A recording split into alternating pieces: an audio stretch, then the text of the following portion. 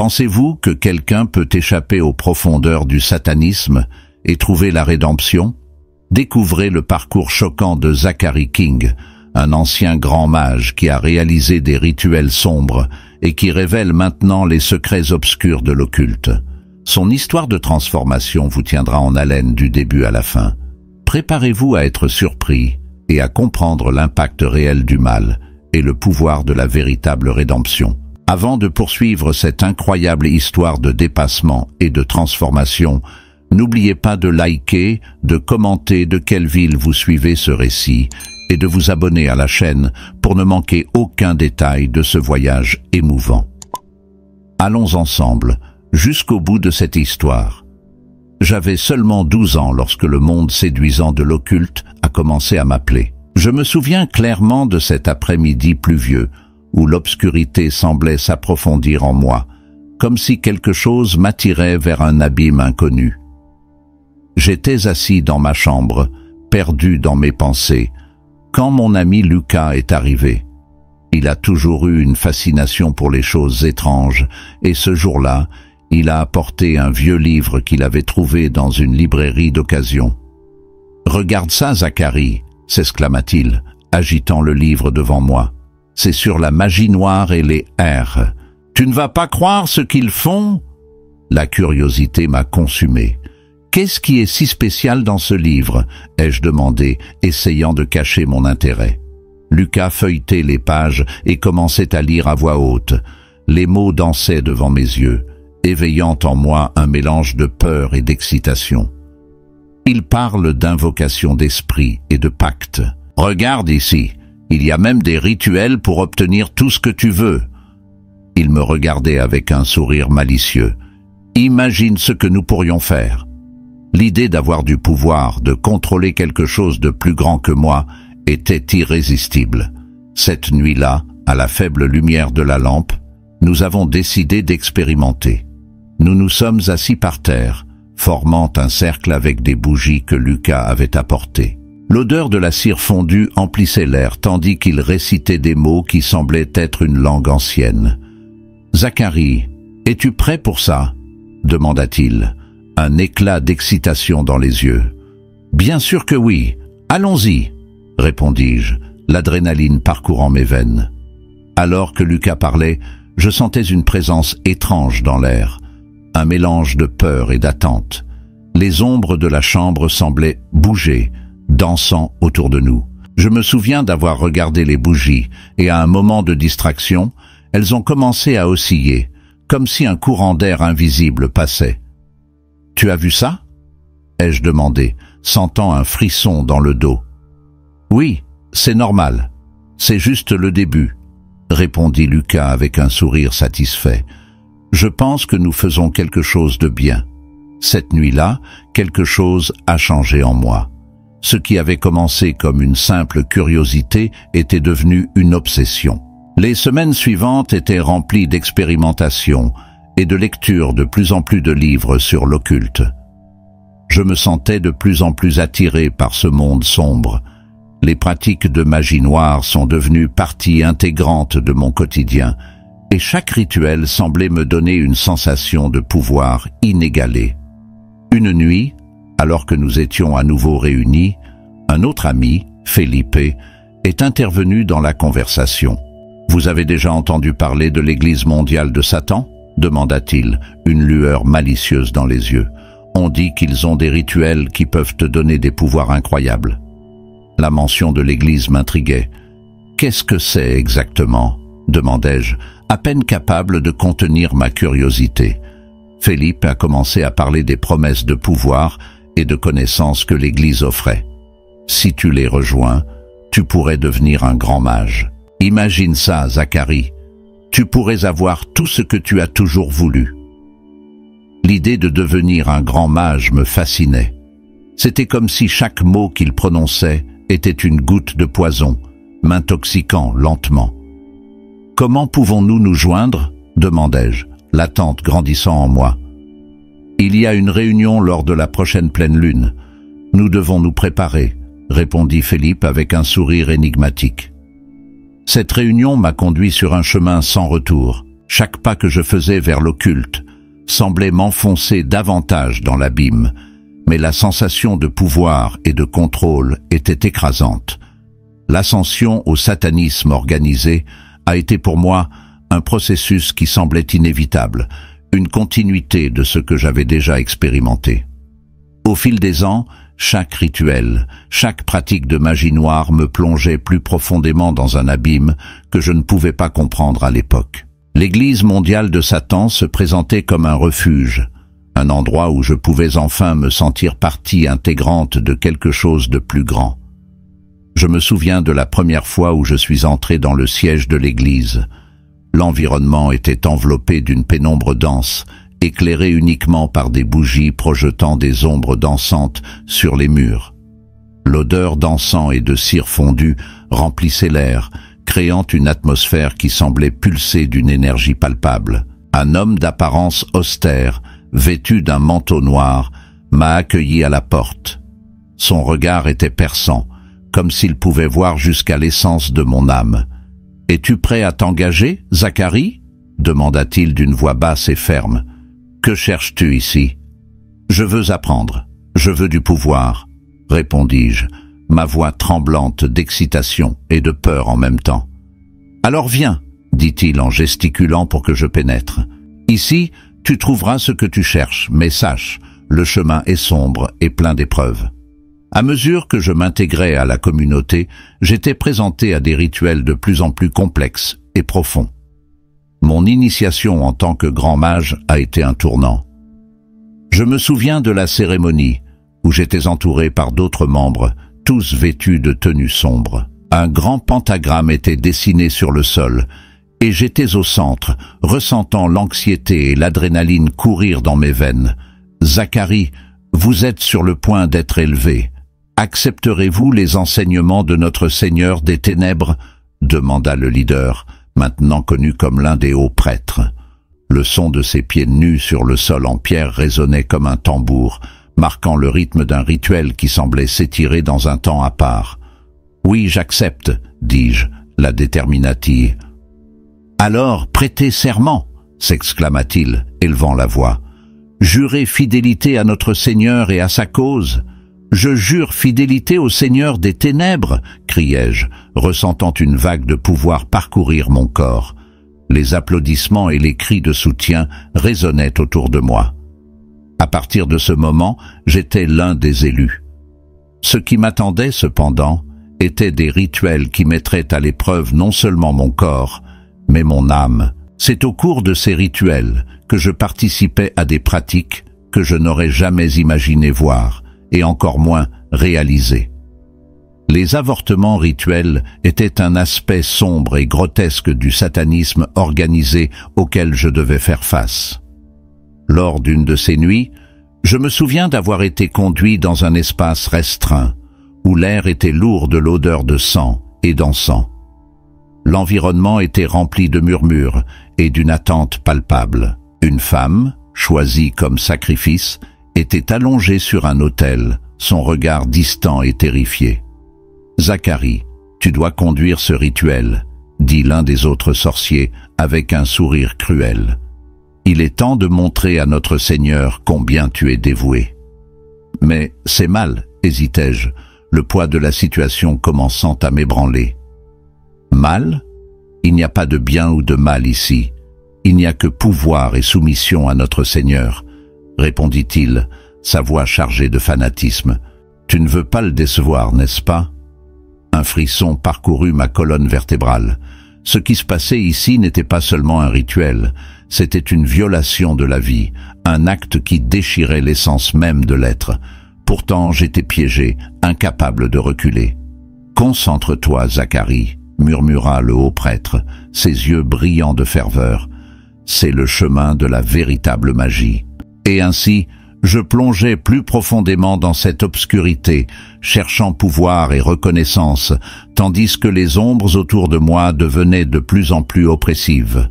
À chaque rituel, à chaque sacrifice, mon âme devenait plus lourde, et je me demandais s'il y avait une issue à ce labyrinthe ténébreux. Mais à ce moment-là, Je ne savais pas que tout était sur le point de changer de manière dramatique. Je ressentis le froid intense de la nuit en m'approchant de l'autel. Les flammes des bougies dansaient dans un rythme hypnotique, projetant des ombres grotesques sur les murs sombres de l'endroit où nous réalisions nos rituels. L'odeur de l'encens mélangée à quelque chose de plus âcre que j'avais déjà appris à ignorer imprégnait l'air.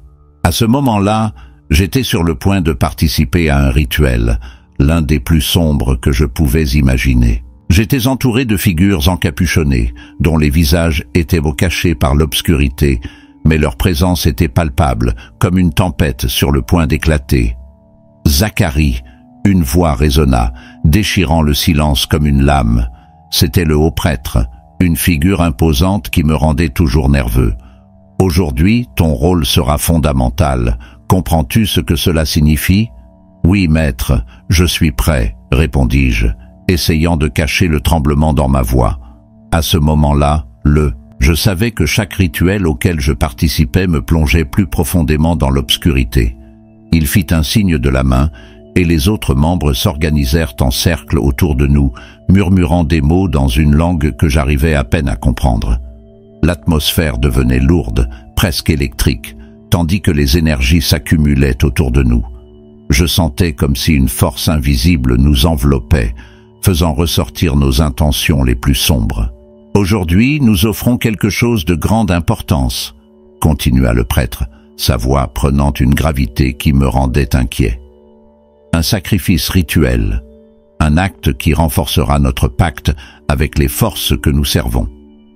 Des larmes de doute commencèrent à perler dans mes yeux, mais je les réprimai rapidement. Tous ici attendaient de moi.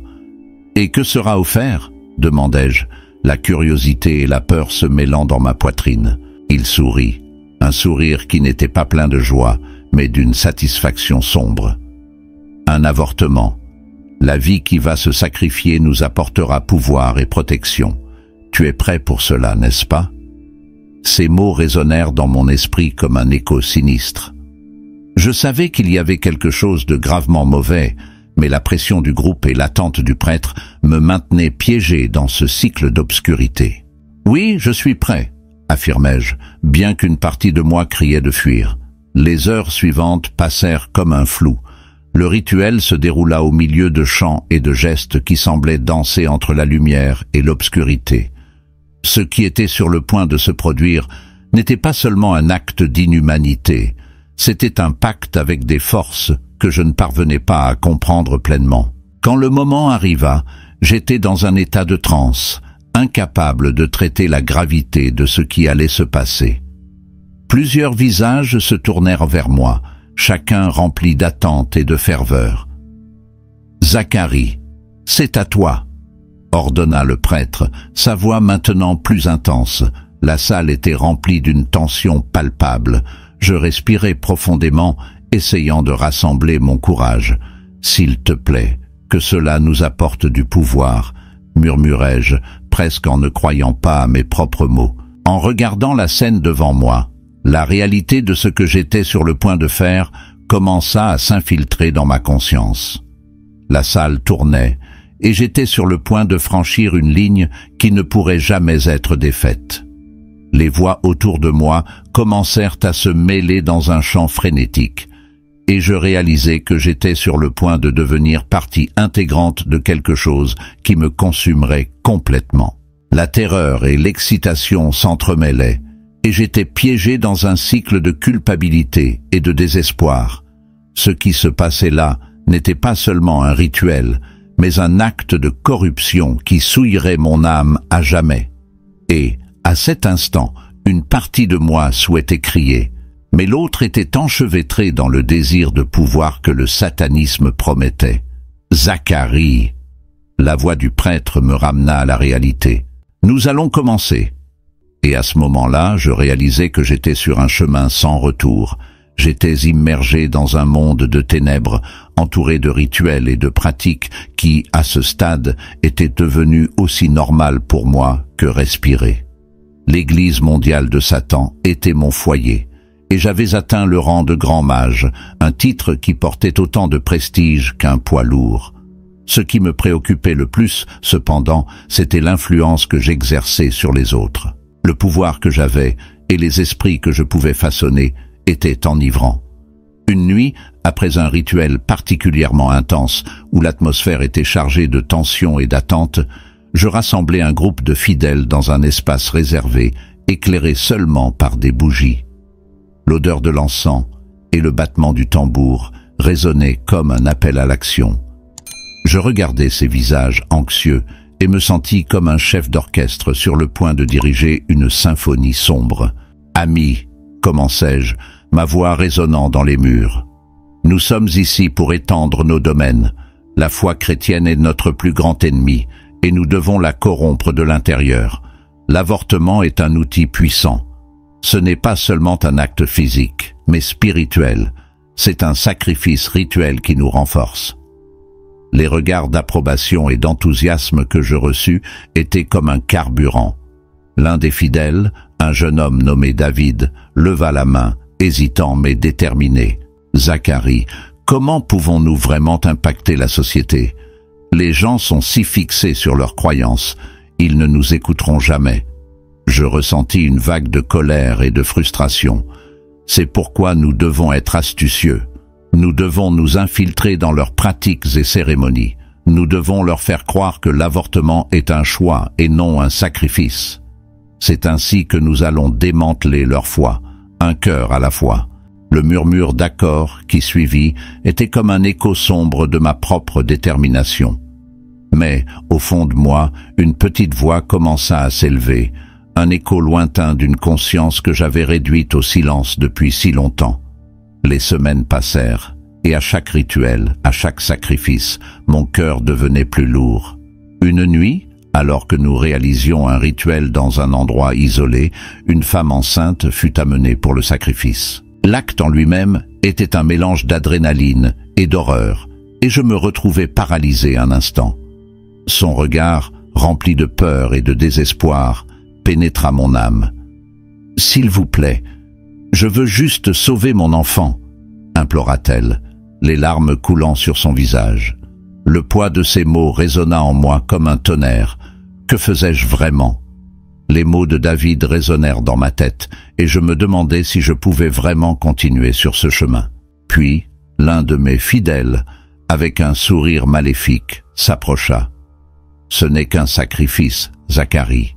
Pense à tout le pouvoir que nous acquérons. » Je le regardais, mais la vision de la femme et de son bébé ne me quittait pas. « Ce n'est pas du pouvoir, c'est de la monstruosité, » criai-je, ma voix tremblante.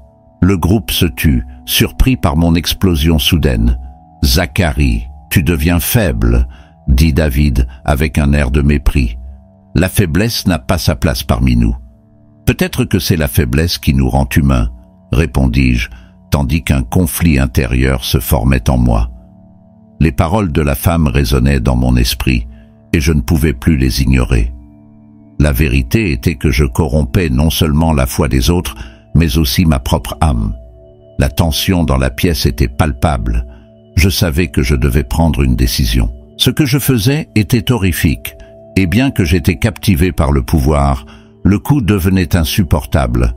L'avortement rituel n'était pas seulement un acte, c'était une marque sur mon âme, une tâche que je ne pourrais jamais nettoyer. Le poids de la culpabilité commença à s'accumuler, et la question que je ne voulais pas poser commença à se former dans mon esprit.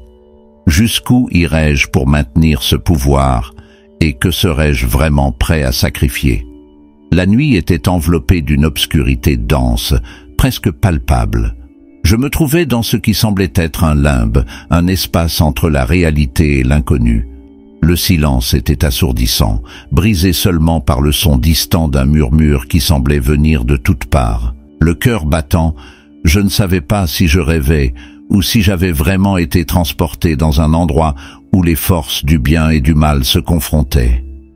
Zacharie. La voix était douce, mais possédait une autorité qui fit trembler mon corps. Lorsque je levai les yeux, je vis une lumière radieuse qui commença à se former dans la pénombre.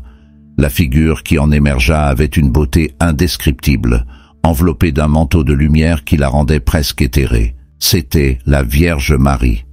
Tu es perdu, mon fils, dit-elle, avec une expression de compassion qui fondit la froideur que j'avais construite au fil des ans. Tu t'es éloigné du chemin, mais il y a encore de l'espoir. Ces paroles pénétrèrent en moi comme des flèches. La culpabilité et le regret commencèrent à émerger, me rappelant tout ce que j'avais fait, comment je m'étais abandonné à l'occulte et au satanisme, croyant que je cherchais le pouvoir, mais ne faisant que m'enfoncer davantage dans les ténèbres. Marie, je ne sais pas si je peux être sauvé, répondis-je, l'insécurité transparaissant dans ma voix. J'ai fait des choses terribles.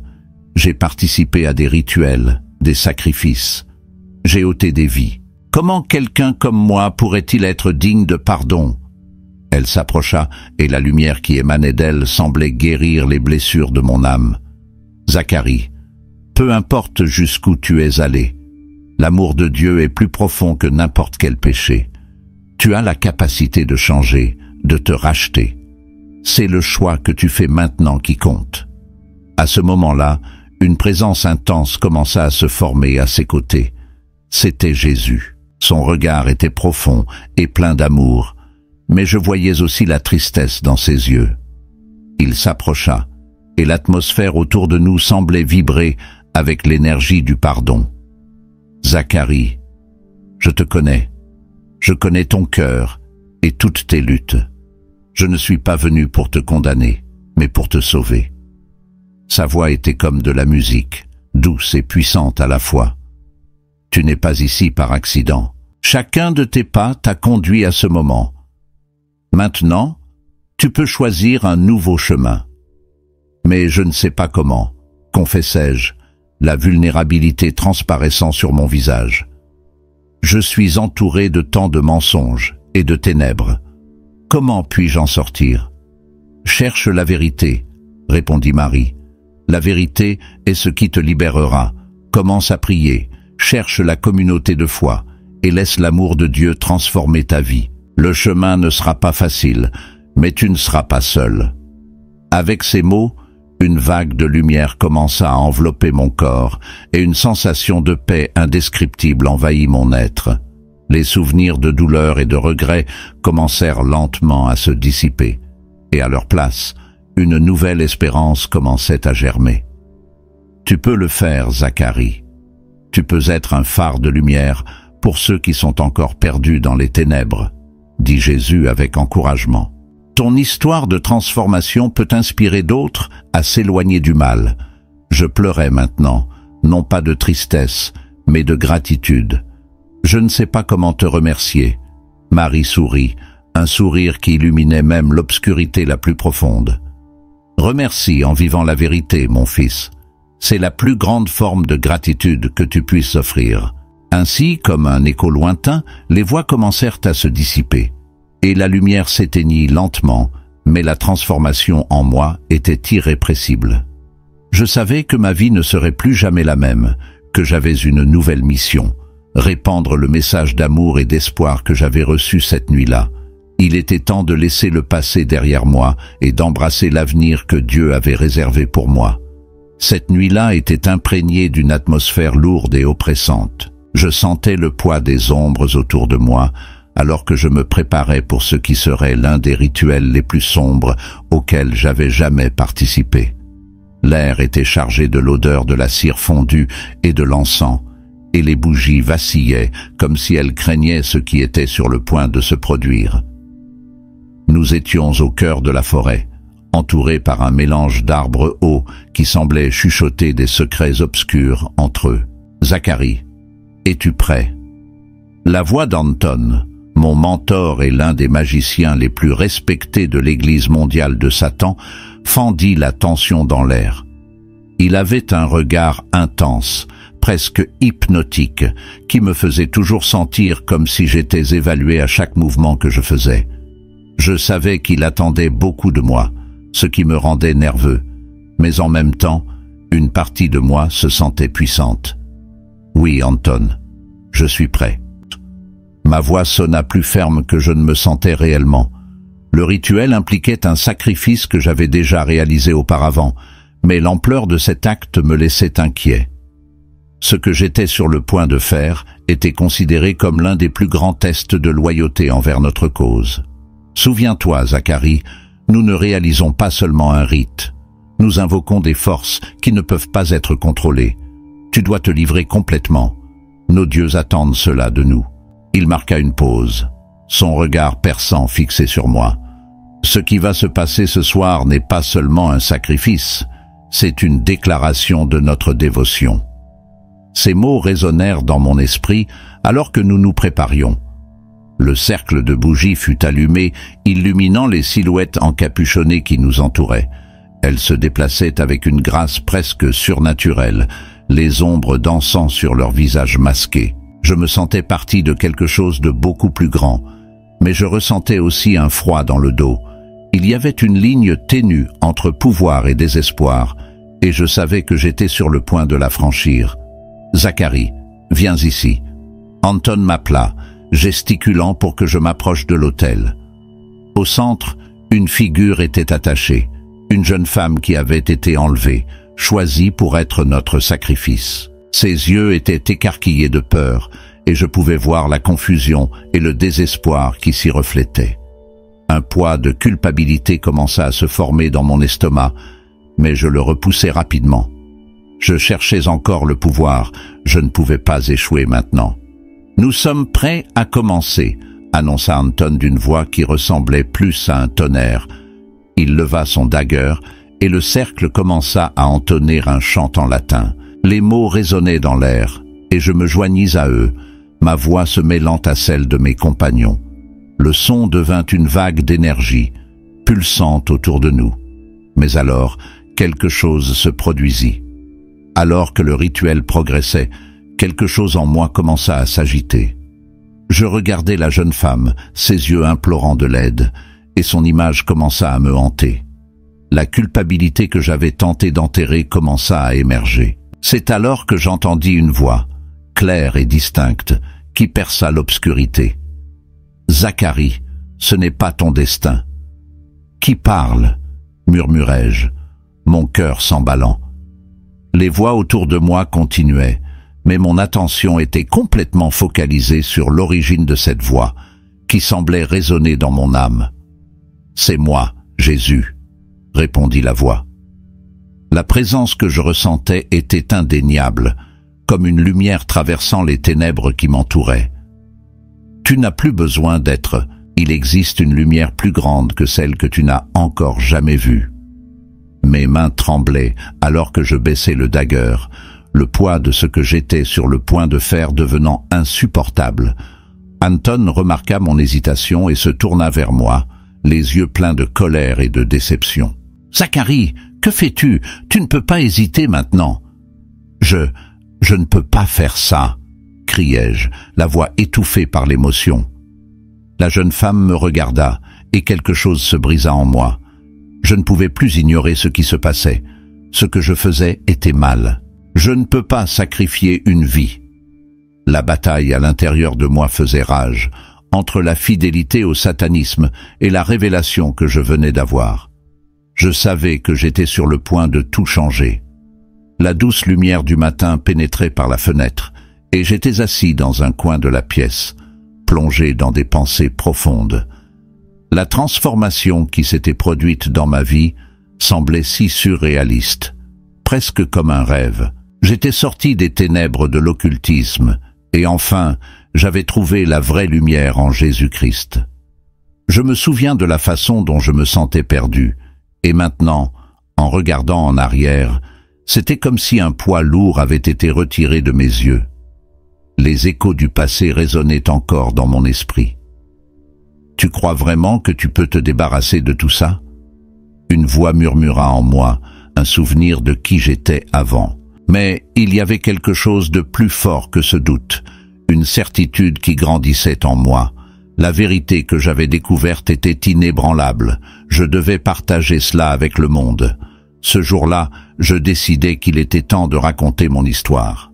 Les gens devaient savoir quels étaient les dangers de l'occultisme, les risques que j'avais courus et les conséquences dévastatrices qu'il entraînait.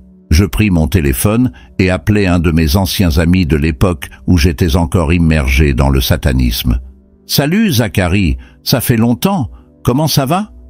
Il semblait vraiment surpris d'entendre ma voix. « Salut Lucas, en fait, je ne suis plus dans ce que nous faisions avant, j'ai changé. »« Changé? Comment ça? Tu es en train de me dire que tu as abandonné tout ça ?» Il semblait sceptique et je ne le blâmais pas. « Oui, c'est vrai. J'ai eu une expérience qui a changé ma vie. J'ai trouvé Jésus et Marie. Et maintenant je veux alerter les gens sur les dangers du satanisme. » Il y eut une pause de l'autre côté de la ligne. « Tu rigoles, non? Zacharie, tu étais un grand mage. Que s'est-il passé? » « Je ne rigole pas. J'ai réellement vu la Vierge Marie. Elle m'a montré la vérité et je ne peux plus vivre dans cette obscurité. Ce que j'ai fait, les rituels, les avortements, tout ça est une illusion, un mensonge qui m'a conduit sur un chemin de destruction. Des avortements? Des rituels? Tu croyais vraiment que tu faisais quelque chose de bien? » L'incrédulité dans sa voix était palpable. À l'époque, je pensais que j'accomplissais un but, mais maintenant je vois à quel point j'avais tort. Chaque sacrifice, chaque acte, c'était toute une manière de corrompre la foi et la vie. Je veux utiliser mon expérience pour aider les autres à ne pas tomber dans le même abîme. Zacharie, c'est intense. Tu crois vraiment que les gens vont te croire? J'espère que oui. Si je peux sauver ne serait-ce qu'une âme des ténèbres, cela en vaudra la peine. Les gens doivent savoir qu'il y a une sortie, que même le plus profond péché peut être pardonné. Jésus m'a donné de l'espoir et la rédemption, et je veux que d'autres aient la même opportunité. La conversation avec Lucas fut un tournant. Je réalisai que je ne pouvais pas garder cette vérité pour moi. À partir de ce moment, je décidai que je commencerais à partager mon histoire dans des groupes de soutien, des églises et sur des plateformes en ligne. Je voulais que tout le monde sache que, peu importe combien quelqu'un était allé loin, il y avait toujours de l'espoir de salut à travers le Christ. Dans les jours qui suivirent, j'écrivis un discours qui incluait tout ce que j'avais appris, des horreurs de l'occultisme à la beauté de la rédemption.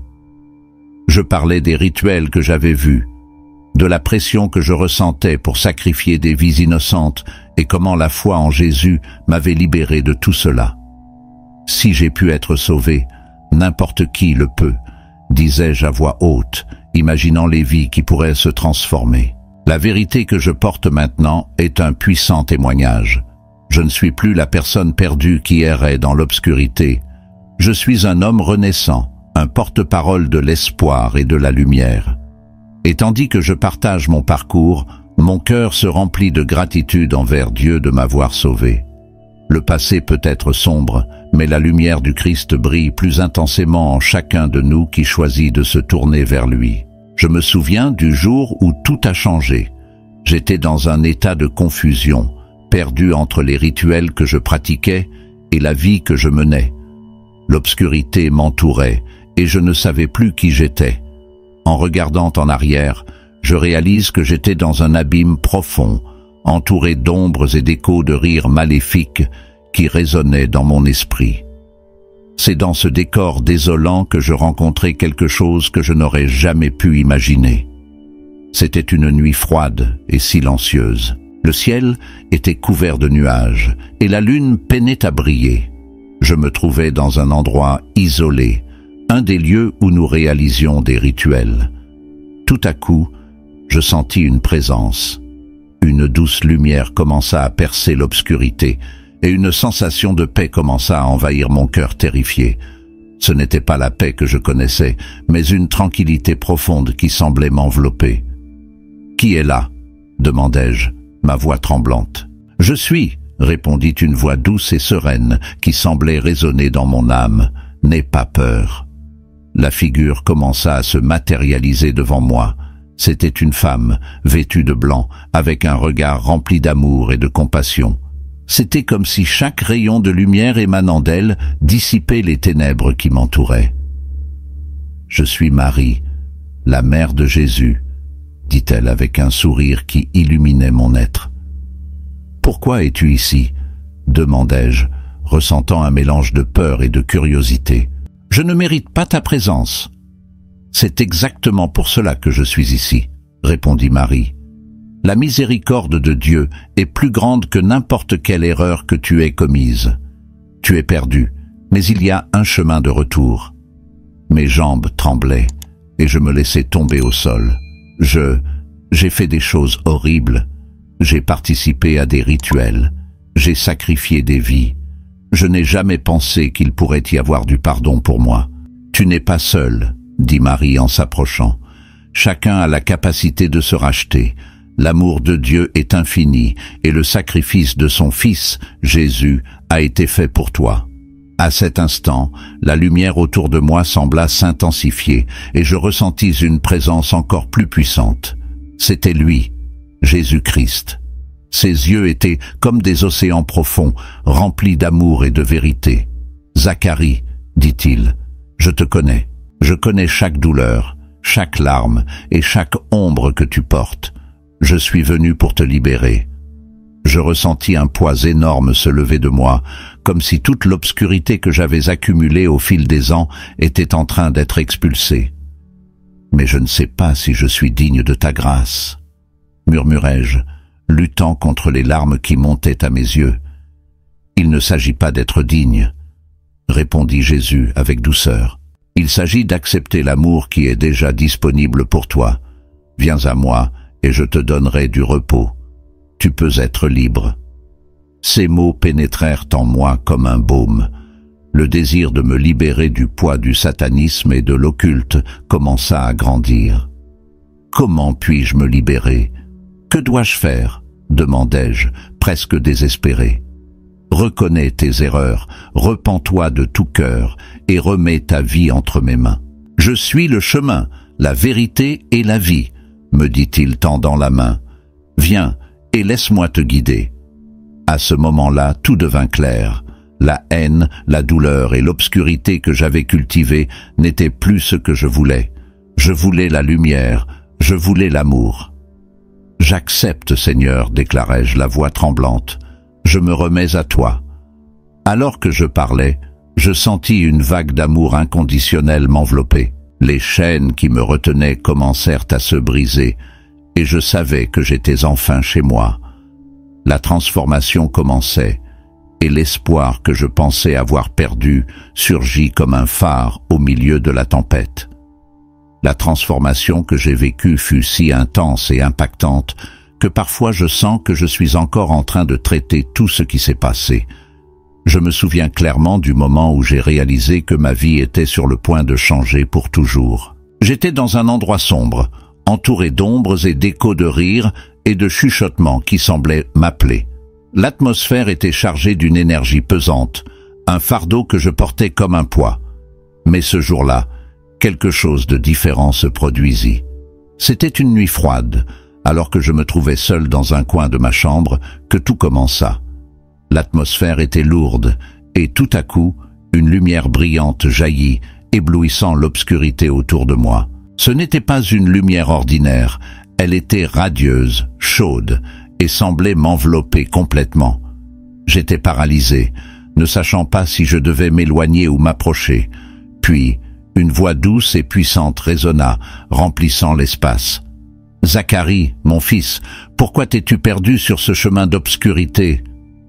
La voix était à la fois ferme et pleine d'amour. « Qui me parle ?» balbutiai-je, le cœur battant, essayant de comprendre ce qui se passait. « C'est moi, Jésus. Je viens à toi pour te montrer le véritable chemin. Le chemin que tu as choisi jusqu'à présent n'est pas ta destination finale. » Les mots résonnaient en moi, comme si chaque syllabe brisait les chaînes que j'avais forgées au fil des ans. J'avais toujours su que j'étais sur un chemin sombre, mais entendre la voix de Jésus me fit réaliser qu'il y avait une issue, un espoir. Avec un mélange de peur et de curiosité, je posais une question qui me tourmentait depuis longtemps. Mais pourquoi moi? Je suis un pécheur. J'ai fait des choses terribles. Je ne mérite pas ton pardon. La lumière semblait briller encore plus intensément, et la voix de Jésus devint plus douce, plus accueillante. Tous commettent des erreurs, Zacharie, mais ce qui importe, c'est ce que tu fais maintenant. La véritable transformation commence lorsque tu décides de suivre la lumière et de laisser derrière toi les ombres.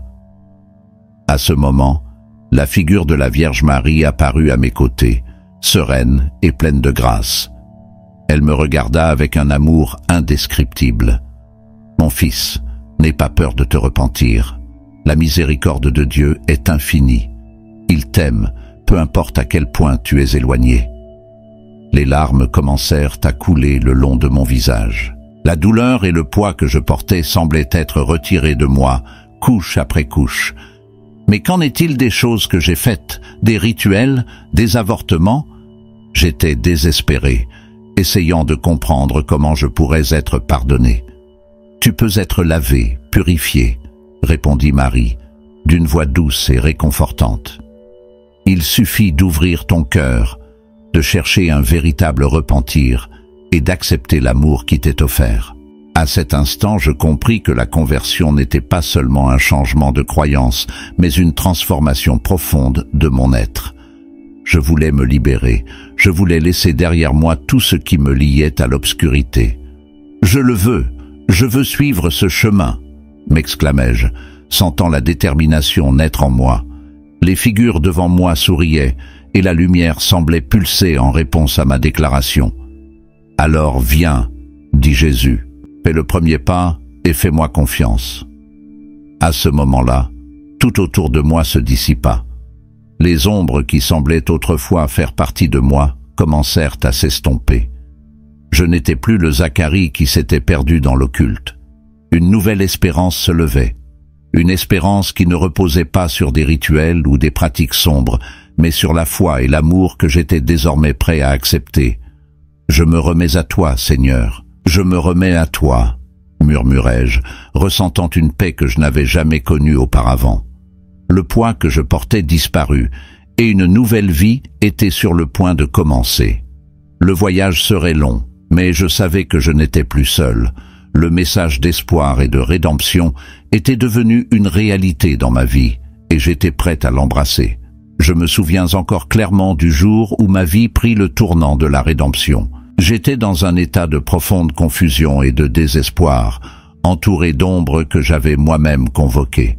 L'environnement était lourd, presque oppressif, et l'obscurité semblait avoir envahi non seulement l'endroit, mais aussi mon âme. J'avais été tellement immergé dans les pratiques de l'occulte et du satanisme que je ne parvenais plus à distinguer la réalité de l'illusion que j'avais créée moi-même.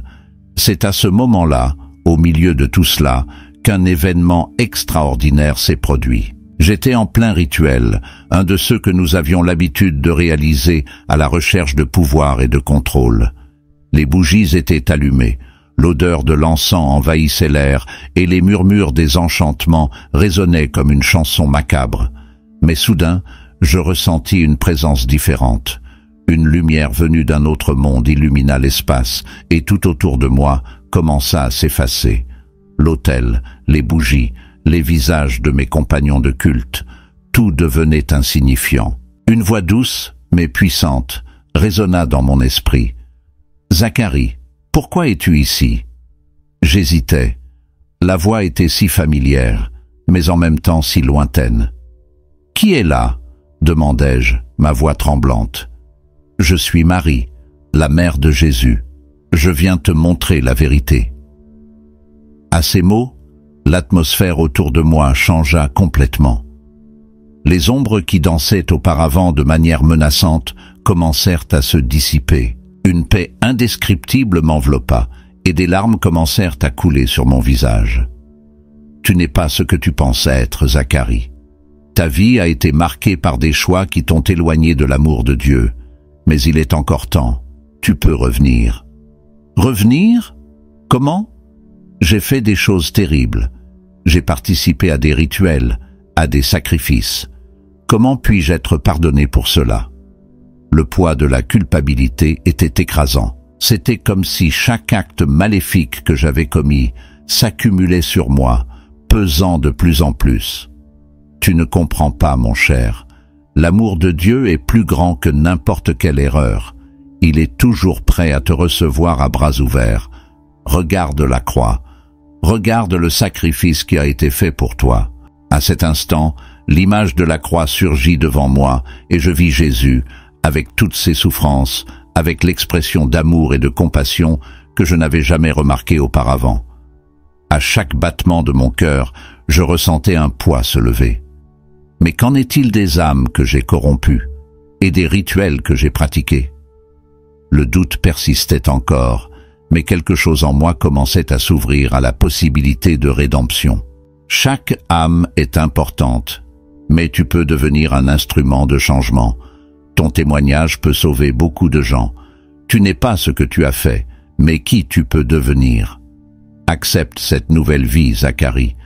Laisse le passé derrière toi. La lumière autour de moi s'intensifia, et soudain, je me retrouvais seul à nouveau, mais la sensation de paix demeurait. C'était comme si quelque chose de nouveau avait été planté en moi, un espoir que je pensais perdu à jamais. J'accepte Jésus-Christ comme mon sauveur, criai-je, la voix emplie d'émotion.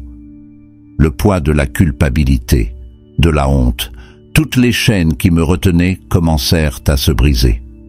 Les jours qui suivirent, ma vie connut une transformation radicale. J'avais désormais un but. Je commençais à partager mon histoire avec ceux que je connaissais, et ce qui était autrefois une vie de ténèbres était désormais éclairé par la lumière de l'amour du Christ. Lorsque je parlais du satanisme et de ses dangers, les gens écoutaient attentivement. « Si j'ai pu m'en échapper, vous le pouvez aussi, disais-je. Croyez-moi, il existe une vie au-delà de l'obscurité. » Ainsi, mon message d'espoir et de rédemption commença à se répandre, tel un phare au milieu de la tempête. Je savais que mon voyage ne faisait que commencer, mais maintenant, je marchais avec la certitude que je n'étais plus seul.